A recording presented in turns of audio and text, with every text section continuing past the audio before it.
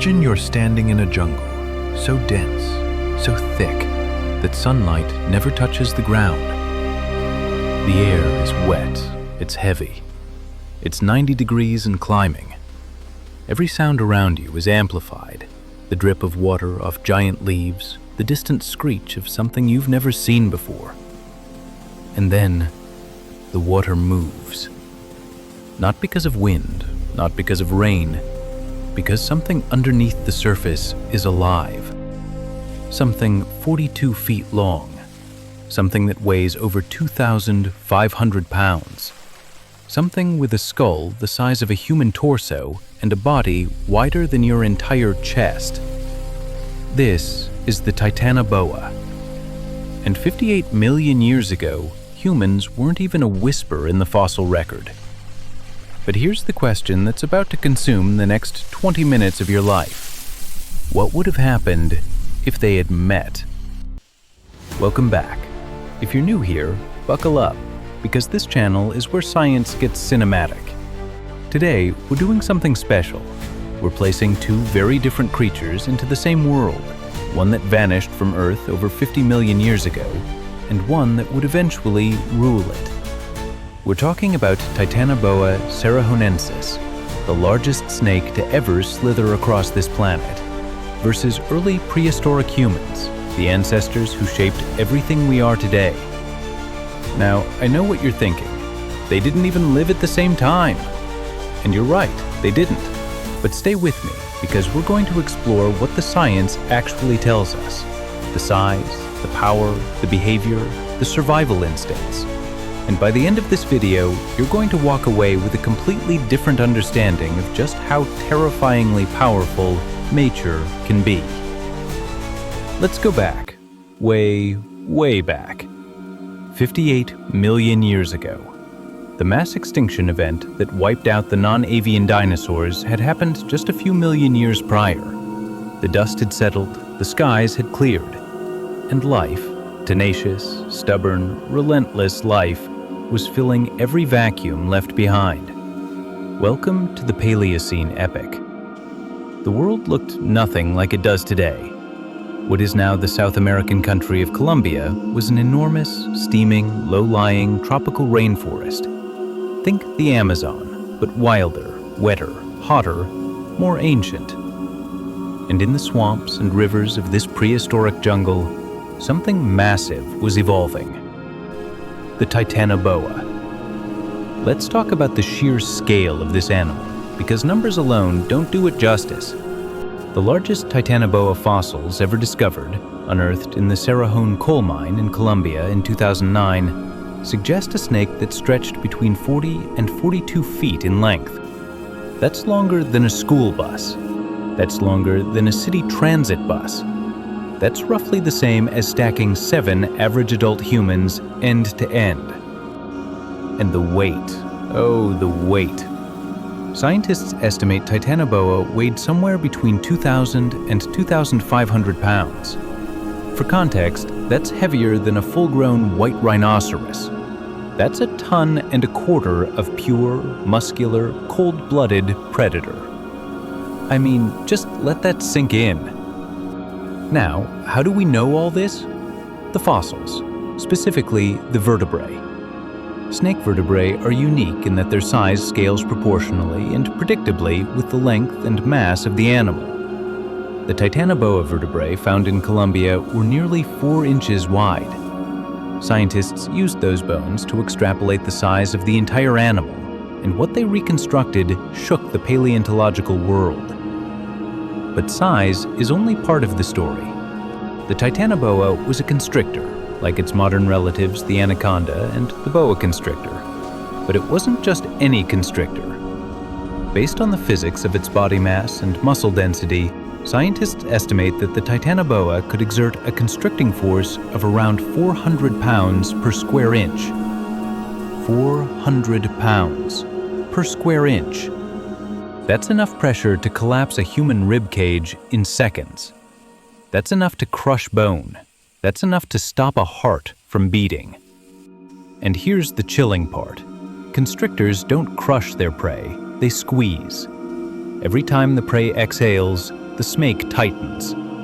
There is no inhale, there is no next breath, until eventually there is nothing left to resist. The Titanoboa likely fed on giant crocodilians and massive prehistoric turtles, animals with thick shells and armored hides, and it still overpowered them. Now imagine something much smaller, much softer, much more fragile. Imagine a human. Now let's talk about the other side of this equation. Humans, Homo sapiens as we know them, didn't appear on the fossil record until approximately 300,000 years ago. But the broader human lineage, our genus Homo, stretches back around 2 to 3 million years. And if we go even further, to our earliest primate ancestors, we're talking 5 to 7 million years. But here's something fascinating that most people don't think about. Even our earliest human ancestors weren't helpless. Let's set the stage. We're talking about Homo heidelbergensis, Homo erectus, and early Homo sapiens, the people who lived between 1 million and 100,000 years ago. These were the humans who first learned to control fire, the ones who crafted hand axes, the ones who hunted mammoths. Let me repeat that. They hunted mammoths, animals that stood 13 feet tall and weighed up to 13,000 pounds, with spears. Prehistoric humans were not the vulnerable, cowering creatures that pop culture sometimes paints them as. They were extraordinary problem solvers. They were cooperative hunters. They were adaptive survivors in environments that would kill most modern people within days. But they had limitations. The average Homo erectus stood about 5.5 to 5 feet 9. They weighed somewhere between 90 and 150 pounds. They had no modern medicine. Wounds that we'd consider minor today, an infected cut, a broken leg, could be fatal. And they had no frame of reference for something like the Titanoboa.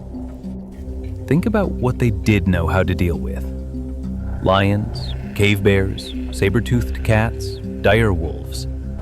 These threats they could track, anticipate, and sometimes outsmart using teamwork and tools. But a 58-million-year-old apex predator from the Paleocene swamps of South America, a creature that moves silently through water, leaves almost no track, and can lie completely still for days waiting for prey, that's a different kind of terror entirely. Let's paint the picture. A small band of early humans, 6 individuals, a dominant male, 2 younger males, 2 females, and a child. They've been following a river through thick forest for 3 days. They're hunting, they need food, and the river ahead is wide, calm, and lined with the kind of vegetation that tells experienced hunters, animals come here to drink. What they don't know is that something else uses this river, something that's been using it for decades. The Titanoboa hasn't moved in 2 days.